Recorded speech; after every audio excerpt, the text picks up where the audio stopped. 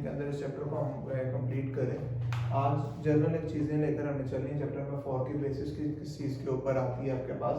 तो first of all पहले हमारे पास है स्टोइचियोमेट्री, फिर केमिकल फार्मूला, फिर मॉलिक्यूलर फार्मूला, फिर एक लॉन्ग क्वेश्चन है कि how to write a chemical formula. अब बेटा आपको उसका मैं कॉन्सेप्ट दे दूंगा, लिखना आपने कैसे है अभी इस वीडियो के एंड पर एक स्क्रीनशॉट आपके पास आ जाएगा, आप उसको सेव करके या उसका स्क्रीनशॉट लेकर उसको आप उस तरीके से आप लॉन्ग क्वेश्चन अटेंड कर लीजिएगा। तो सबसे पहले हमारे पास स्टोइचियोमेट्री है। स्टोइचियोमेट्री बेटा आपके पास केमिस्ट्री की वो ब्रांच है जो रिएक्टेंट और प्रोडक्ट्स की कितनी क्वांटिटीज यूज होती है एक बैलेंस केमिकल रिएक्शन में, उसको एक्सप्लेन करती है। फॉर एग्जांपल मेरे पास वाटर मैंने बनाना है, ठीक है, H2O चाहिए मुझे, तो इसके पीछे कैलकुलेशन क्या होगी कि आपके पास एक बैलेंस केमिकल इक्वेशन होगी। बैलेंस केमिकल इक्वेशन में 2H2 प्लस ऑक्सीजन मिलकर आपके पास क्या बनाएंगे, 2H2O बनाएंगे। तो इसकी कैलकुलेशन इस हिसाब से होगी, हाइड्रोजन का मास 1 होता है, तो अगर मैं 4 ग्राम हाइड्रोजन यूज कर रहा हूँ, 4 ग्राम हाइड्रोजन यूज कर रहा हूँ, ऑक्सीजन का मास कितना होता है 16, 2 दफा 16 लिखेंगे तो 32, तो आपके पास 16 प्लस 16 32 ग्राम ऑक्सीजन यूज होगी। तो ये सारी जो हमने क्वांटिटेटिवली हमने चीज़ों को क्वांटिफाई किया है, ये स्टोइचियोमेट्री करती है कि अगर मेरे पास 4 ग्राम हाइड्रोजन हो तो कितने ग्राम ऑक्सीजन लगेगी, 32 ग्राम ऑक्सीजन लगेगी, ठीक है। और कितने ग्राम आपके पास टोटल वाटर बनेगा, वाटर होता है 18 ग्राम, 18 18 36 ग्राम आपके पास टोटल, ठीक है। तो 36 ग्राम वाटर बनेगा 4 ग्राम हाइड्रोजन से, और 32 ग्राम ऑक्सीजन को हम मिलाएंगे तो हमारे पास 36 ग्राम क्या बनेगा, वाटर बनेगा। तो ये वो ब्रांच है केमिस्ट्री की जो कैलकुलेट करती है क्वांटिटीज को, किसकी, रिएक्टेंट्स की और प्रोडक्ट्स की, किसके अंदर, बैलेंस केमिकल रिएक्शंस के अंदर। ये बैलेंस केमिकल इक्वेशन भी आप लिख सकते हो। अच्छा, इसका प्रिंसिपल क्या है, law of conservation of mass. Law of conservation of mass क्या कहता है कि ना मास कभी डिस्ट्रॉय हो सकता है, ना मास कभी क्रिएट हो सकता है, ठीक है। वो एक फॉर्म से दूसरे फॉर्म में जा सकता है। फॉर एग्जांपल इधर मास 4 ग्राम था हाइड्रोजन की फॉर्म में, इधर मास 32 ग्राम था ऑक्सीजन की फॉर्म में, टोटल मास कितना था 36 ग्राम, लेकिन दो अलग अलग चीजें थी। उसके बाद ये एक वाटर में कन्वर्ट हो गया, लेकिन उसका टोटल मास कितना रहा है, 36 ग्राम ही मास है इसका। नेक्स्ट केमिकल फॉर्मूला है। जिस तरह से बेटा आपके पास केमिकल सिंबल्स होते हैं, जिस तरह से आपके पास केमिकल सिंबल्स होते हैं, उसी तरह से आपके पास केमिकल फार्मूलाज आपके पास आते हैं। केमिकल सिंबल क्या है, जिस तरह हाइड्रोजन एक एलिमेंट है, इसका सिंबल क्या है H। सोडियम एक एलिमेंट है, इसका सिंबल क्या है Na। क्लोरीन एक एलिमेंट है, इसका सिंबल क्या है Cl। ऑक्सीजन एक एलिमेंट है, इसका सिंबल क्या है O। जिस तरह से एलिमेंट्स के सिंबल्स होते हैं, उसी तरह से बेटा आपके पास जो केमिकल फार्मूलाज हैं वो कंपाउंड्स की रिप्रेजेंटेशन होती है। किसकी रिप्रेजेंटेशन होती है, कंपाउंड की रिप्रेजेंटेशन होती है। फॉर एग्जांपल हमारे पास सोडियम क्लोराइड, तो सोडियम Na, क्लोरीन Cl, तो NaCl, तो टेबल सॉल्ट आप इस्तेमाल कर रहे हो, तो आपके पास ये केमिकल फार्मूला होता है। केमिकल फार्मूला की डेफिनेशन क्या है, the symbolic representation of chemical substance और अ कंपाउंड। ये क्या क्या चीजें रिप्रेजेंट करते हैं, एमसीक्यू के लिए पूछा जा सकता है कि ये रिप्रेजेंट करता है कि एक एलिमेंट के अंदर, एक कंपाउंड के अंदर सॉरी कौन कौन से एलिमेंट्स पाए जा रहे हैं। फॉर एग्जांपल वाटर के अंदर H2O, हाइड्रोजन पाया जा रहा है, ऑक्सीजन पाया जा रहा है, और ये भी बताता है कि कितने कितने पाए जा रहे हैं। जैसे H2O में हाइड्रोजन है, ऑक्सीजन है, एक चीज बता दी, 2 हाइड्रोजन है और 1 ऑक्सीजन है, ये दूसरी चीज इसने बता दी। It represents the type of element in the compound and the number of atoms in each compound. H2O water, इसमें 2 हाइड्रोजन है और एक क्या है बेटा आपके पास ऑक्सीजन। 10 ना लिख लेना, ये 1 ऑक्सीजन लिखा हो। अब एम्पिरिकल फार्मूला। एम्पिरिकल फार्मूला एक शॉर्ट फॉर्म है मॉलिक्यूलर फार्मूला की या केमिकल फार्मूला की। The formula showing the simplest whole number ratio of element present in a compound. For example आपके पास एक एलिमेंट है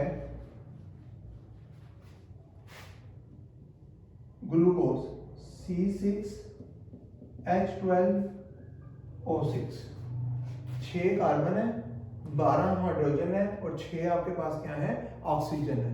अब ये इसका मॉलिक्यूलर फॉर्मूला है। मॉलिक्यूलर फॉर्मूला एक्सप्लेन कर रहा है कि इसके अंदर कार्बन भी है, हाइड्रोजन भी है और ऑक्सीजन भी है। और ये भी बता रहा है कि 6 कार्बन है, 12 हाइड्रोजन है और 6 आपके पास क्या है, ऑक्सीजन है। लेकिन अब इसका जो एम्पिरिकल फार्मूला होगा ना, एम्पिरिकल फार्मूला में इसकी सिंपलेस्ट होल नंबर रेशियो ले लेती है। सिंपलेस्ट होल नंबर रेशियो क्या है, कैसे लेते हैं, जो इनमें सबसे छोटा नंबर होगा ना उससे सब डिवाइड करवा देंगे। इसमें सबसे छोटा नंबर क्या है, 6, तो इसको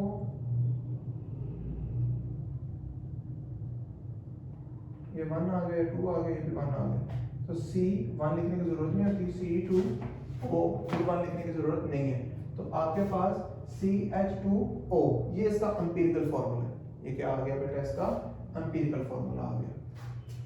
The formula showing the simplest whole number ratio of element present in a compound। अब बेंजीन है C6H6, इसका सिंपलेस्ट नहीं है तो 6 से डिवाइड करेंगे तो C1H1।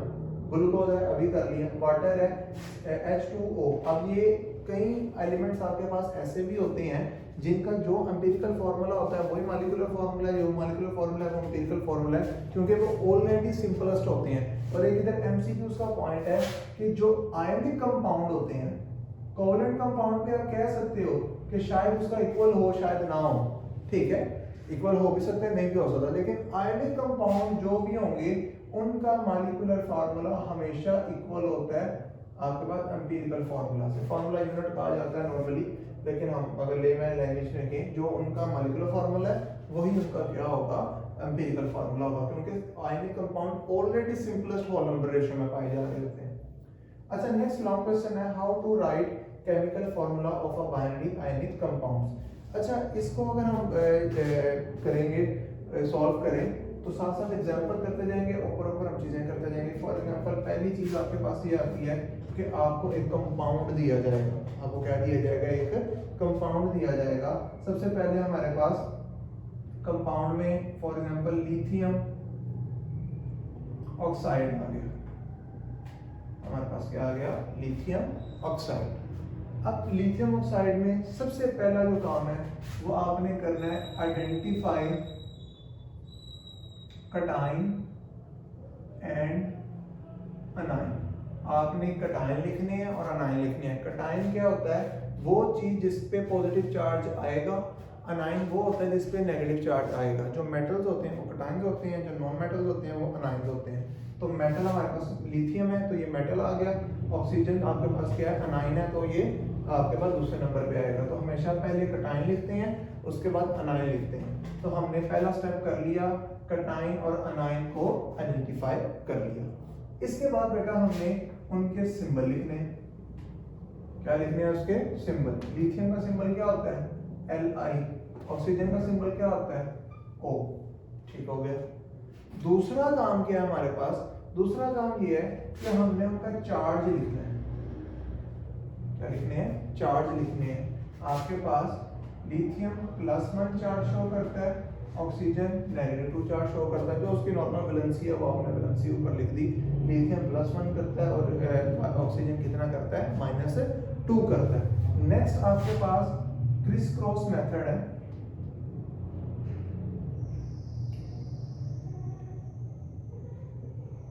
क्रिस क्रॉस मेथड में क्या होता है, इसका जो वैलेंसी है या चार्ज है ये इसकी सबस्क्रिप्ट में आ जाता है, इसके जो चार्ज है वो इसकी सबस्क्रिप्ट में आ जाता है।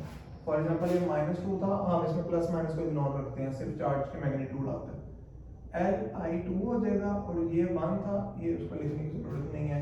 तो इस तरह से हमने एक बाइनरी आयनिक कंपाउंड का क्या लिख दिया, चार्ज लिख, वो फार्मूला लिख दिया। फॉर एग्जांपल अब इसका एक और कर लें, 2-3 एग्जांपल्स कर लेते हैं ताकि आप लोगों को एक अच्छे तरीके से याद हो जाए। आसान से स्टार्ट करेंगे। सोडियम क्लोराइड, स्पेलिंग देख लीजिए। सोडियम क्लोराइड, सबसे पहले आइडेंटिफाई करना है कि कटाइन कौन सा है, अनाइन कौन सा है। तो सोडियम मेटल है तो ये कटाइन होगा, क्लोरीन नॉन मेटल है तो ये क्या होगा, अनाइन होगा। पहले हमने सोडियम को लिखा, बाद में क्लोरीन को लिखा। इसके बाद इनके हमने क्या लिख दिए, सिंबल लिख दिए NaCl। पहला ये पॉइंट हो गया। दूसरा पॉइंट क्या हो गया, हमने इनके चार्ज लिख दिए, ठीक है। इसके बाद हमने क्रिस क्रॉस कर दिया, ये इधर आ गया, ये इधर आ गया। NaCl जो था वो ऐसे ही रहेगा। इसके बाद नेक्स्ट अगर हम देखते हैं कैल्शियम क्लोराइड।